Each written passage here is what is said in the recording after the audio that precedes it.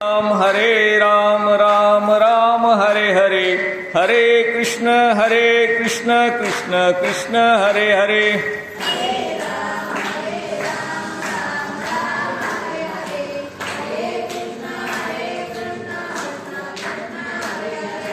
हरे राम राम राम हरे हरे, हरे कृष्ण कृष्ण कृष्ण हरे हरे।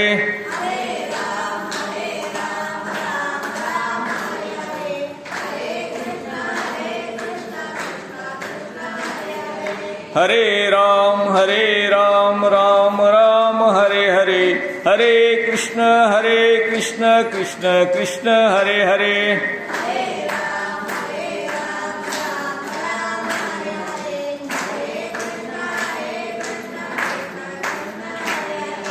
हरे राम राम राम हरे हरे, हरे कृष्ण कृष्ण कृष्ण हरे हरे।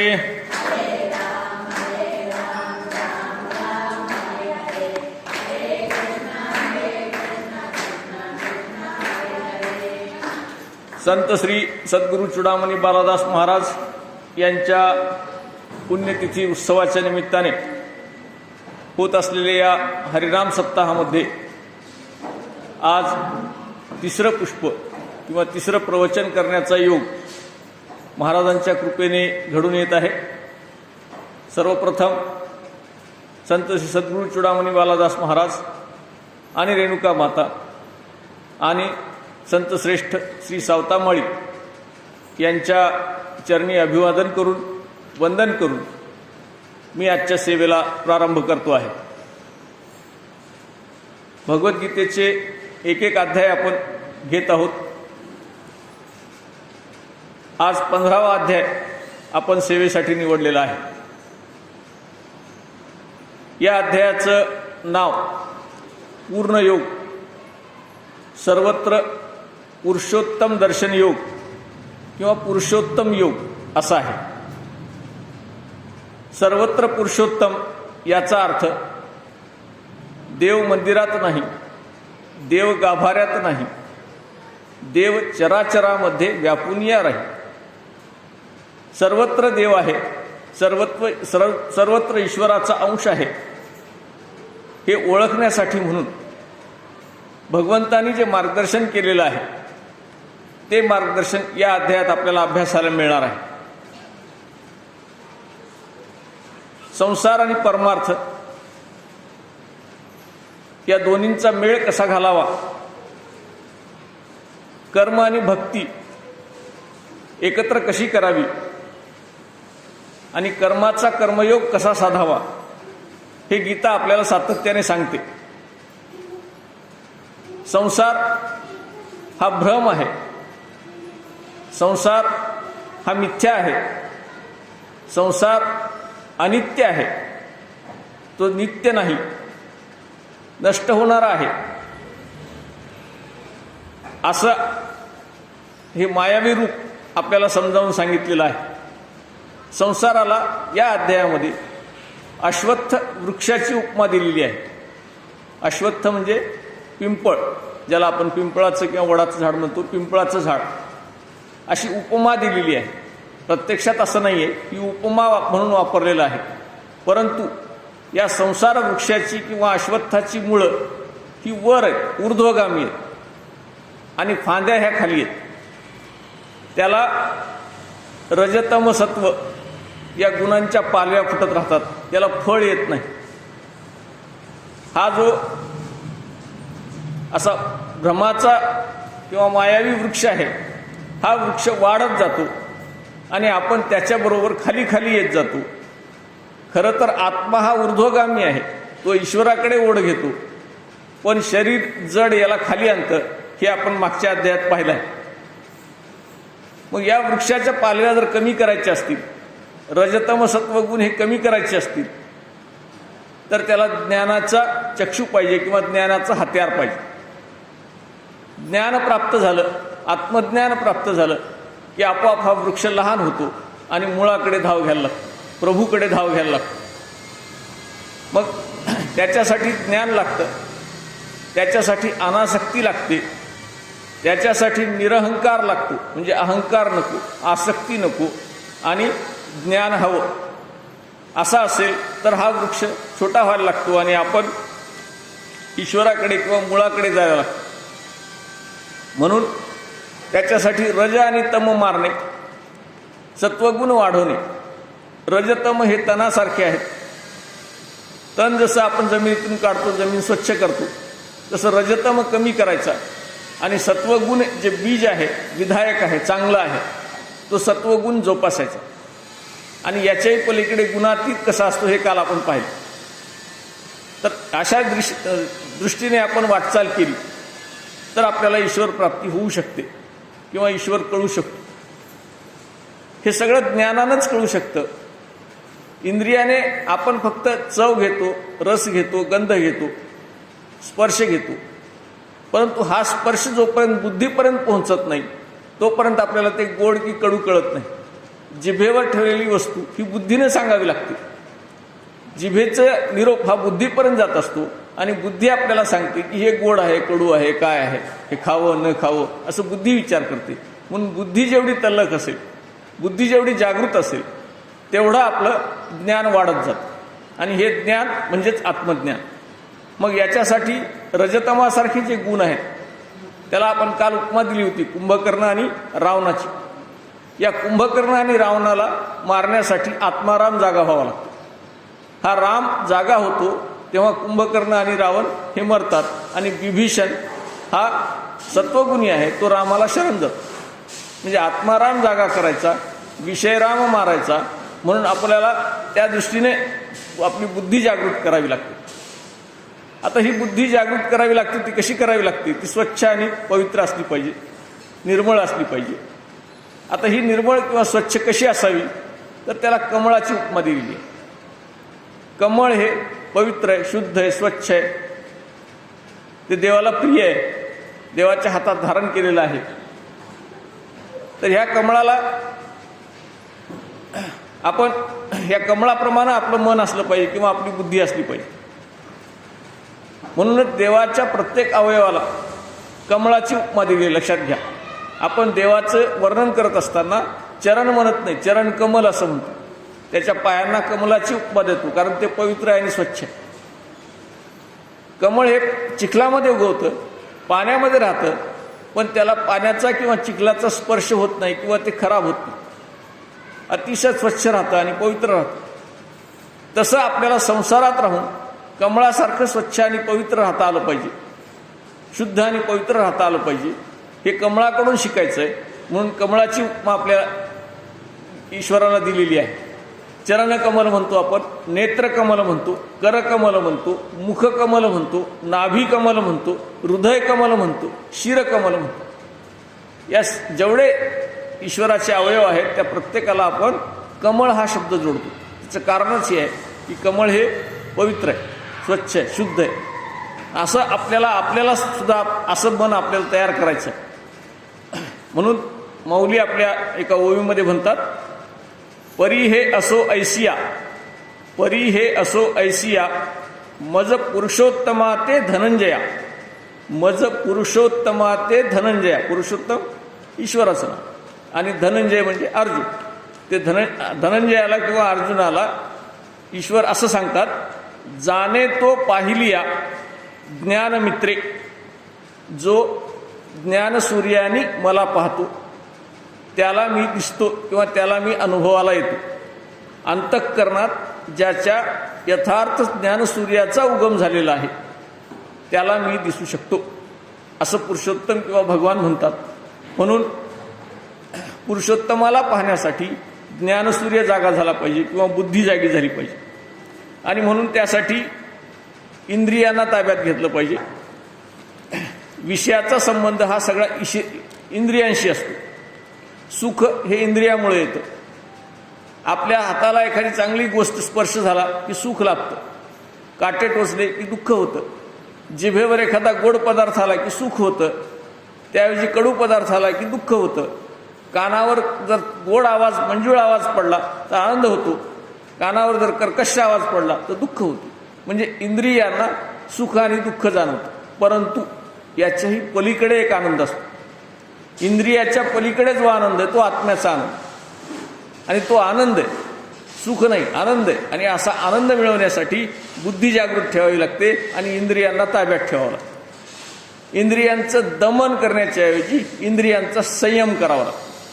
आपण जर एकादशी केली आणि आपल्या इंद्रियांना असं वाटलं, जिभेला असं वाटलं, पोटाला असं वाटलं की आज खूप खावं, त्या दिवशी जास्त भूक लागते, तर त्या दिवशी आपण ईश्वराशी जोडल्या गेलो असू, उपवास केलेला असेल तर उपवास याचा अर्थ उप म्हणजे बाजूला, सोबत, आणि वास म्हणजे राहणे.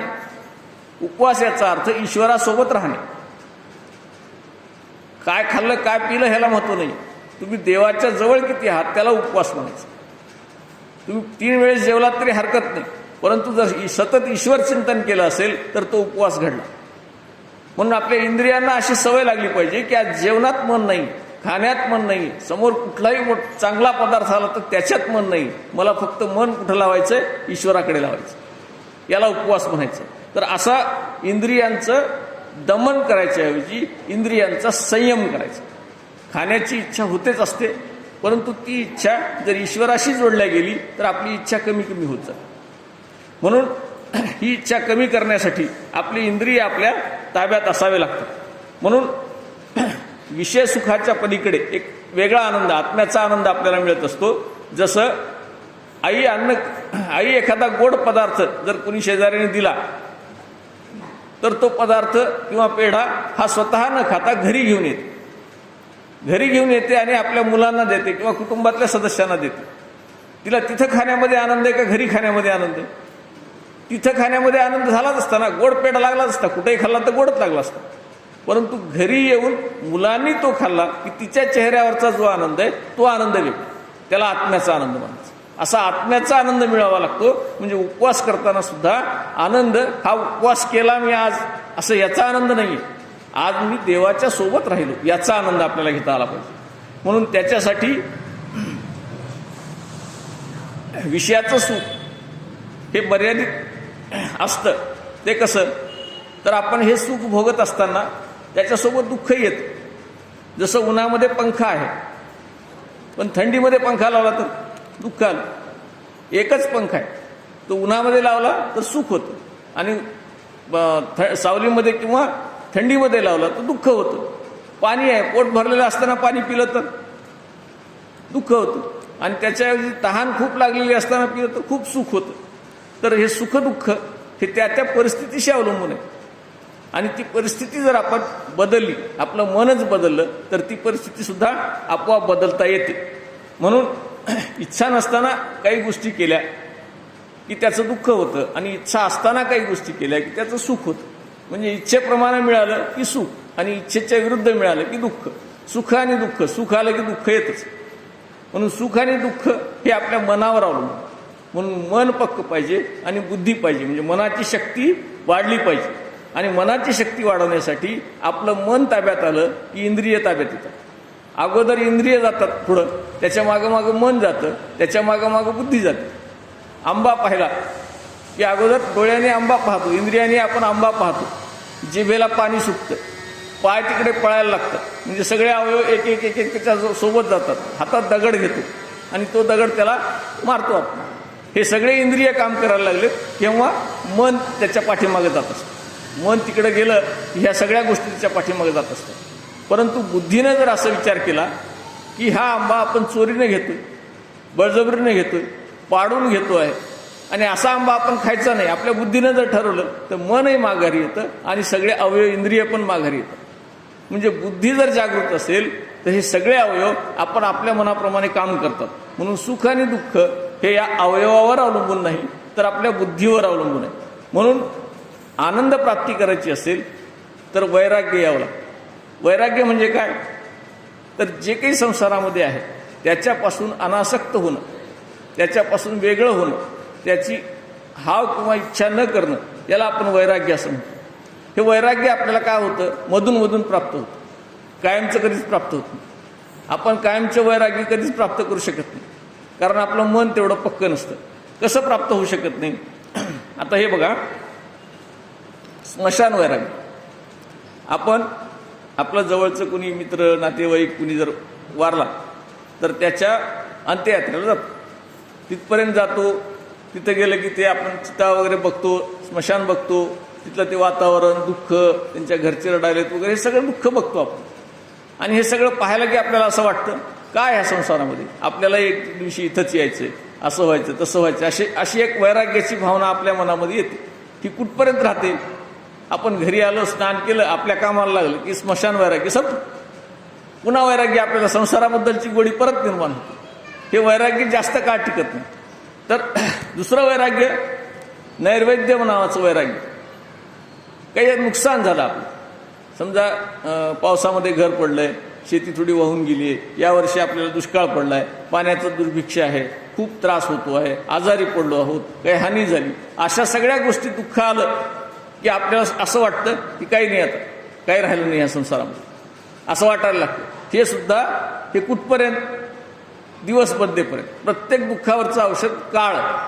थोडा काळ पुढे गेला की आपोआप दुःख मावळायला लागतं आणि हळूहळू परत आपण संसारात रमायला लागतो.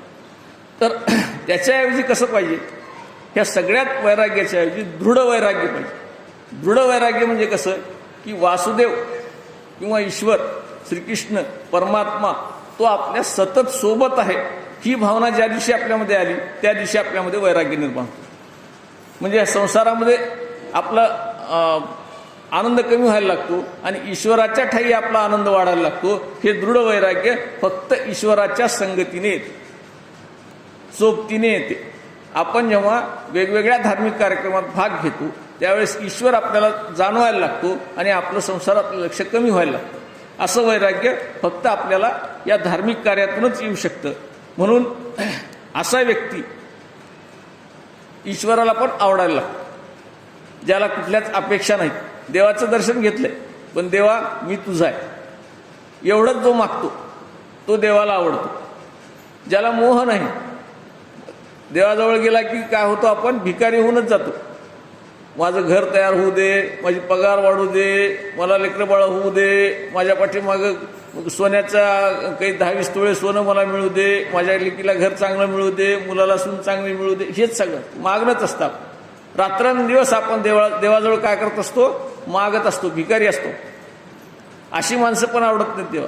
काहीही न मागणारा, काहीच मागितलं नाही त्याच्या घरी संतांचा जन्म झाला. लक्षात ठेवा, ज्याने काहीच मागितलं नाही त्यालाच देव देत असतो.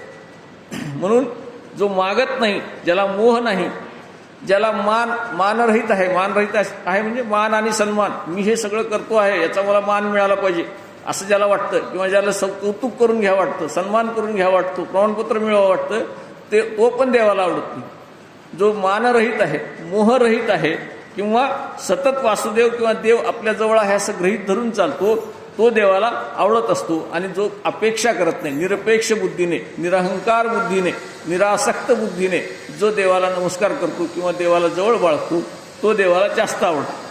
म्हणून हा जो मान असतो, हा मान जर आपल्याला स्पष्ट करायचा असेल तर मान कशा कशाचा असतो? पहिला मान असतो वस्तुनिष्ठ. ज्याच्याजवळ जितक्या जास्त वस्तू आहेत त्याला समाजामध्ये मान आहे. कशा वस्तू आहेत? ज्याच्याकडे सोनं नाणं भरपूर आहे, श्रीमंती भरपूर आहे, पैसा अडका भरपूर आहे, हातामध्ये 5 अंगठ्या आहेत, गळ्यामध्ये मोठमोठ्या सोन्याच्या माळा आहेत, अशाला जास्त मान असतो. तो मान वस्तूपुरता आहे. त्याच्या वस्तू गेल्या की तो मान संपतो. दुसरा मान कसा असतो? समाजनिष्ठ असतो. एखादी व्यक्ती पंतप्रधान आहे, मुख्यमंत्री आहे, आमदार आहे, खासदार आहे, तहसीलदार आहे, कलेक्टर आहे, शिक्षक आहे, हे कुठलं तरी त्याच्या पाठीमागं पद असतं. त्याला श्रीमान असं लावून आपण एक पद लावतो, तसं पद असेल तर समाज त्याला मान देतो. असा एक मान असतो. आणि पद संपले की त्याचा मान कमी होतो. हे टिकणारे मान नाही. आणि तिसरा आहे गुणनिष्ठ. हा सगळ्यात महत्त्वाचा मान, जो दुसऱ्याला देत असतो, उदारता ज्याच्या ठिकाणी असते, दुसऱ्याला सतत मदत करत असतो, दुसऱ्यासाठी काही कर्म करत असतो, असे संतच असतात. मग ते कोणत्याही क्षेत्रात असतो, जे इतरांना मदत करतात ते संतच असतात. आणि असा जो मान असतो तो मान खऱ्या अर्थाने मान आहे. एखादी व्यक्ती पदावरून मागे गेल्यानंतर त्याला जर लोक मान देत असतील तर खऱ्या अर्थाने तो मान आहे. आणि असा मान ज्याला मिळतो, जो अपेक्षा करत नाही पण असा मान ज्याला मिळतो त्याला देव, तो माणूस देवाला आवडतो. देवाला आवडण्यासाठी असा मान मिळवावा लागतो जो वस्तूमुळे मिळत नाही, जो पदामुळे मिळत नाही किंवा जो कुठल्या मोठेपणामुळे मिळत नाही, आपण केलेल्या चांगल्या कर्मामुळे, आपल्या वागणुकीमुळे, सत्वगुणामुळे आपल्याला जो मान मिळतो, असा मान जर आपण मिळवला तर तो देवाला आवडतो आणि अशीच व्यक्ती देवाला आवडत असते. म्हणून ईश्वर भक्ती करत असताना आपण तो मान मिळवण्याचा प्रयत्न करावा आणि ईश्वर भक्ती करत असताना अर्धवट भक्ती करू नये. अर्धवट भक्ती म्हणजे इकडं संसारातही आहे, इकडे हेही पाहिजे आणि तेही पाहिजे असं होत नसतं. पूर्णपणे ईश्वराला शरण जाणं, पूर्णपणे ईश्वराशी एकनिष्ठ राहणं, पूर्णपणे देवाला समर्पण करणं ही खरी भावना असते. जर समजा एक व्यक्ती तेल घ्यायला गेली आणि तेल घेण्यासाठी त्याच्याजवळ पात्र नव्हतं, त्याने ते धूपपात्र उलटं केलं, धूपपात्र होतं जवळ, धूपपात्र उलटं केलं म्हणजे समई असेल समजा, समईला तर वरच्या बाजूने तेल आहे, मग त्याला तूप घ्यायचं होतं, त्यांनी काय केलं, ते उलटं केलं आणि तूप घेतलं. काय गेलं, तेल सांडून गेलं आणि पुन्हा तेल घेण्यासाठी तूप सांडून गेलं. म्हणजे संसारातही नाही आणि परमार्थातही नाही, असं राहू नये. परमार्थ करताना पूर्णपणे परमार्थात राहावं, संसार करताना सुद्धा परमार्थात राहावं. मंदिरात असताना मंदिरातलीच भावना राहावी आणि व्यवहारात असताना सुद्धा मंदिराचीच भावना राहावी. म्हणजे कसं, आपण बाजारात बसलो, एखादी वस्तू विकायला बसलो, भाजीपाला विकायला बसलो किंवा एखादं किराणा दुकान असेल तर ते सुद्धा मंदिराचं वातावरण असलं पाहिजे. तिथंही पाप आपल्या हातून घडलं नाही पाहिजे. तिथंही आपण जे करत असतो आहोत ते समोर कबीरांचे शेले घेण्यासाठी येणारा माणूस, हा कबीरांनी शेले विणताना असं म्हटलेलं होतं की माझे शेले हे विठ्ठल पांडुरंगच पांघरणार आहे, श्रीकृष्णच पांघरणार. याच्यातला एक शेला श्रीकृष्णाकडे जाणार आहे किंवा प्रत्येक शेला श्रीकृष्णाकडे जाणार आहे असं गृहीत धरून ती विणायची. तर असं आपण काम करत असताना आपण बाजारात उभं राहिलं तर आपल्या भोवती मंदिर तयार झालं पाहिजे आणि मंदिरात आल्यावर तर मंदिर असतंच. म्हणजे कुठेही आपण उभं राहू, सर्वत्र पुरुषोत्तम आहे ही भावना आपण ठेवून जर आपण वागत असू तर खऱ्या अर्थाने आपण ईश्वराला ओळखलं असं होऊ शकतं. म्हणून सुखाचा शोध हा घेत असताना आपण चुकीच्या ठिकाणी घेतो आहोत. चुकीच्या ठिकाणी कसा घेत आहोत, एक व्यक्ती होती, रस्त्याने चालली होती, थोडा झिमझिम पाऊस येत होता, चिखल झाला होता, दलदल झाली होती. त्याला लहर आली, गळ्यातला एक हार होता किंवा अंगठी असेल काही, त्याने अशी बोटात धरली आणि फिरवायला सुरुवात केली. फिरवता फिरवता ते हार काय झाला, असा उंच उडाला आणि पडला. तो शोधायला लागला. शोधताना त्याला हार दिसतो आहे, पण तो जसजसा मध्ये त्या हाराला काढायला जाईल तससा तो हार दलदलीत फसत जातो. तिथून एक साधू जात होता. त्या साधूने पाहिलं हा माणूस बराच वेळ झाला त्रासून गेलाय, त्याला हार दिसतो आहे पण निघत नाही. मग त्या साधूने त्याला जवळ जाऊन सांगितलं की तू जे शोधतो आहेस ते चुकीच्या ठिकाणी शोधतोस. हार गेलाय कुठं, तुझं वर उडालाय, तुझ्या हाताने वर उडालाय आणि झाडाला अडकलाय आणि झाडाचं प्रतिबिंब म्हणजे त्या हाराचं प्रतिबिंब त्या पाण्यामध्ये पडलंय आणि तुझा हात वरच्यावर खोल चाललाय. तुला नेमकं चुकीच्या दिशेनं शोध घेत असल्यामुळे तुला हार मिळत नाही. हार वर, संसार खाली खाली आहे आणि ईश्वर वर आहे. आपण ईश्वर संसारात शोधतो आहोत, संसारात नाही सापडणार. संसारात सापडेल जर आपलं कर्म आणि ज्ञान हे भक्तियुक्त असेल तर तो सापडू शकतो. आपलं कर्म आणि ज्ञान हे भक्तियुक्त असेल तर तो सापडू शकतो. म्हणून चुकीच्या ठिकाणी आपण शोधायच्या ऐवजी जर खऱ्या ठिकाणी त्याला शोधण्याचा प्रयत्न केला तर तो आपल्याला मिळू शकतो. म्हणून त्याच्यासाठी बुद्धी ही चांगली असली पाहिजे. आता बुद्धी कशी असते आपली, तर विहीर किंवा तलाव पाण्याने भरलेला आहे, पण आपण किती पाणी आणू शकतो, आपल्याकडे जेवढं भांडं आहे तेवढंच आणू शकतो. आपण तांब्या नेला असेल तर तांब्याभर पाणी येईल, आपण घागर नेली असेल तर घागरभर पाणी येईल, आपण कळशी नेली असेल तर कळशीभर पाणी येईल. आपण जेवढं आपल्याजवळ भांडं आहे तेवढंच पाणी येईल आपल्याला, त्याच्यापेक्षा जास्त येणार नाही. म्हणजे आपली बुद्धी ही आपल्या क्षमतेप्रमाणे विचार करत असते. कसा विचार करते, संध्याकाळ झाली, आता संध्याकाळ झाल्यानंतर सगळेजण एकच विचार करतात का, नाही करत. प्रत्येकजण वेगवेगळा विचार करतो. बायकांना स्वयंपाकाची चिंता असते, पुरुषांना ऑफिसमधून घरी जायची चिंता असते, एखादा चोर असेल तर आज संध्याकाळी कुणाचं घर फोडावं याची चिंता असते, एखादा दारुडा असेल तर आज कोणत्या दुकानात जावं याची चिंता असते. त्याच्याऐवजी एखादा सभ्य गृहस्थ असेल तर सूर्य मावळतो आहे, एखादा साधुसंत असेल सूर्य मावळतो आहे, त्याला अर्घ्य देण्याची वेळ झाली अशी त्याला आठवण होईल. म्हणजे बुद्धी कशी आहे, प्रत्येकाच्या कर्माप्रमाणे बदलत जाणारी.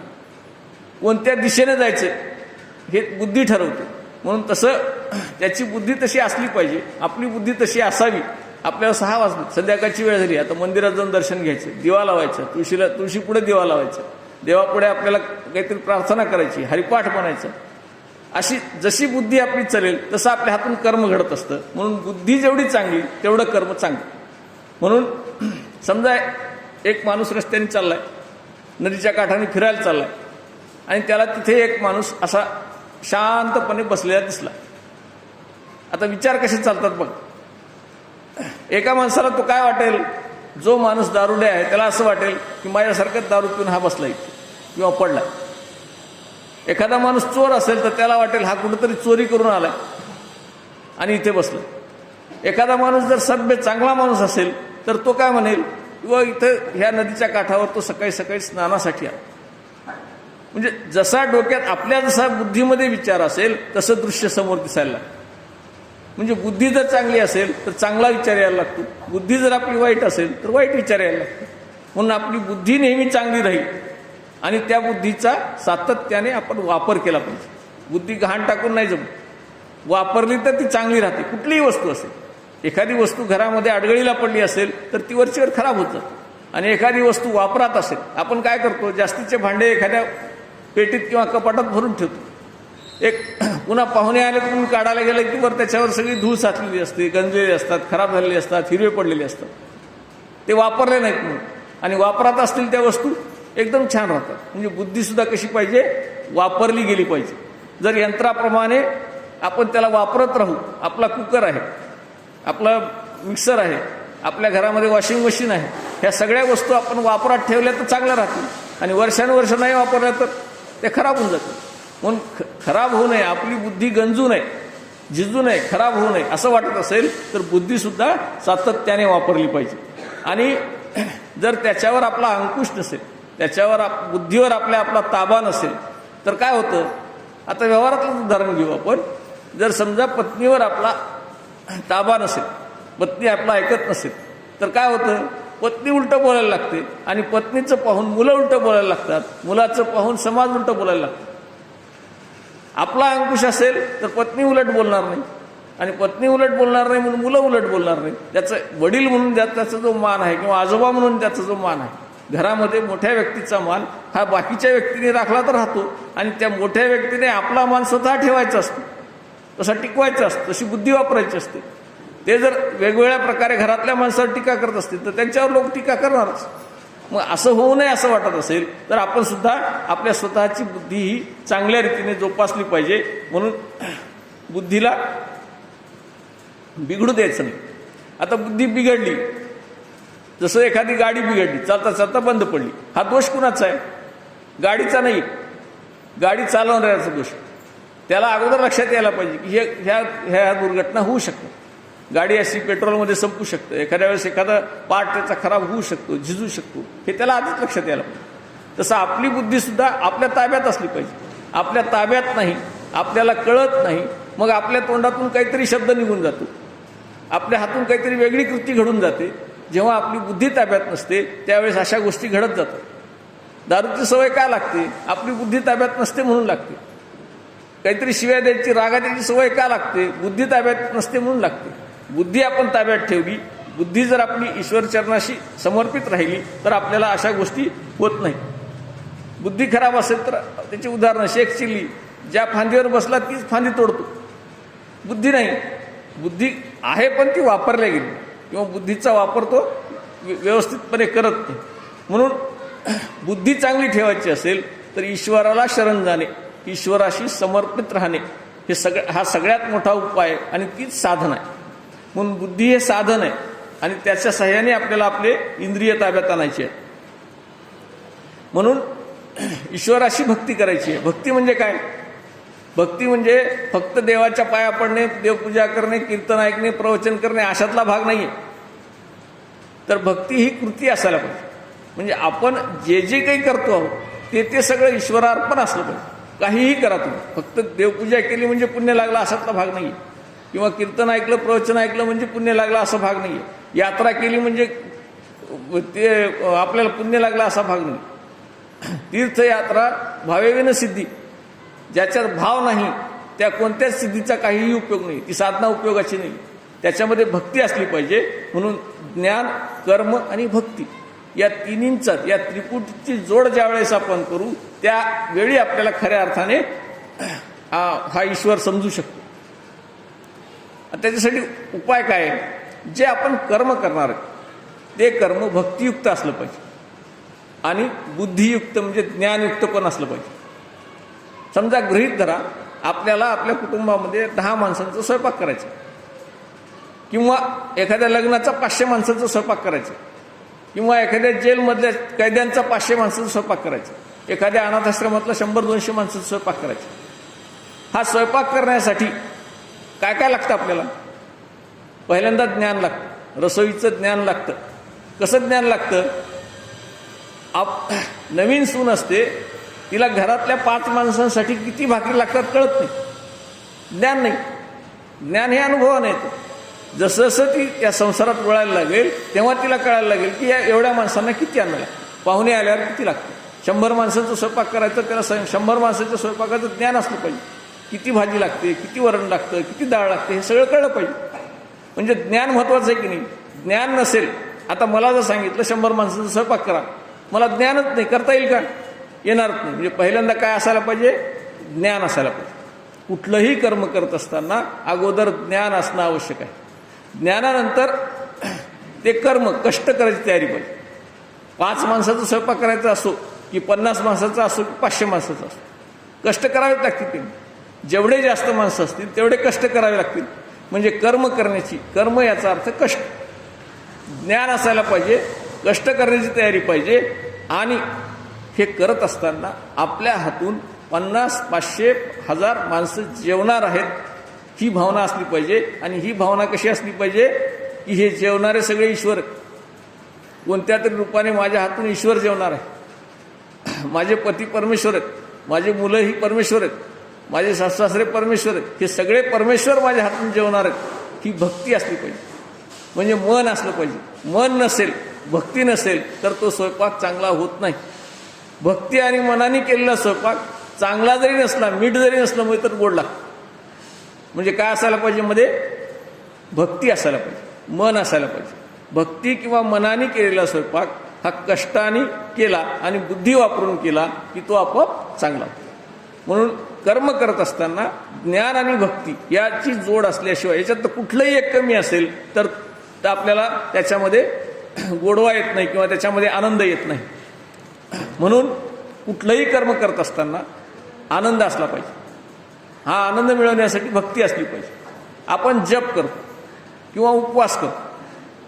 जप करताना किंवा उपवास करताना हा कधी कधी संपेल असं वाटायला लागतं. हरिपाठ सुरुवात केला कीच वाटतं 27 ओव्या कधी व्हावेत अभंग एवढे पूर्ण असं वाटायला लागतं. जप करायला बसलं की माळा कधी व्हाव्यात असं वाटायला लागतं. कष्टी चेहरा होतो आपण, होतो, प्रत्येकाचा होतो. काही दिवस ते केल्यानंतर पुन्हा जेव्हा जेव्हा आपल्या त्याच्यामध्ये हळूहळू गोडी यायला लागते त्यावेळेस मग मात्र आनंद यायला लागतो. कधी कधी होईल असं वाटायला. आज आपण कधीतरी हरिपाठ करावा, आज भजन करावं, आज हे करावं, आज गायन करावं, आज देवाच्या पाया पडायला जावं, नाहीतर कंटाळा येतो. तर हे करत असताना कष्टी चेहरा कधीही करायचा नाही. चेहऱ्यावर, कपाळावर आठ्या असतील तर जप करायला बसायचं नाही. आठ्या घेऊन जप केलेला देवाला पावेल का? पावणारच नाही. आनंदी मनाने चेहऱ्यावर हास्य असलं पाहिजे आणि असा जप किंवा असा उपवास केला पाहिजे. उपवास करताना सारखं लक्ष जर साबुदाण्याकडे असेल तर काही उपयोगाचं नाही. सारखं लक्ष कुणाकडे पाहिजे? विठ्ठलाकडे पाहिजे. तर उपवास, तर एकादशी, तर शिवरात्री, महादेव दिसला पाहिजे. तर असा उपवास आपण करावा. आणि हे केव्हा होतं? जेव्हा मन पूर्णपणे त्याच्या ताब्यात असेल तर. म्हणजे कसं? समजा भगतसिंग यांना फाशी देण्यात आली, ते हसत हसत फाशीवर गेले. अरे मेरा रंग दे बसंती चोला असं गाणं म्हणत म्हणत ते फासावर गेले, आनंदानं गेले. का गेले? त्यांना एक माहित होतं की मी जे करतो आहे ते माझ्यासाठी नाही, हा देश स्वतंत्र करण्यासाठी करतो. मग उपवास करताना चेहरा कष्टी कशासाठी? मी करतो तर देवासाठी करतो ना. हा उपवास मी कुणासाठी करतो? देवासाठी करतो, माझ्यासाठी नाही करतो. मग असा आपल्याला जर असेल, अशी भावना निर्माण झाली, अशी भक्ती निर्माण झाली की मग काहीच वाटत नाही. दिवसभर उपाशी राहत, काहीच वाटत. जसं फासावर जाताना भगतसिंगांना आनंद होता, जेलमध्ये जाताना सावरकर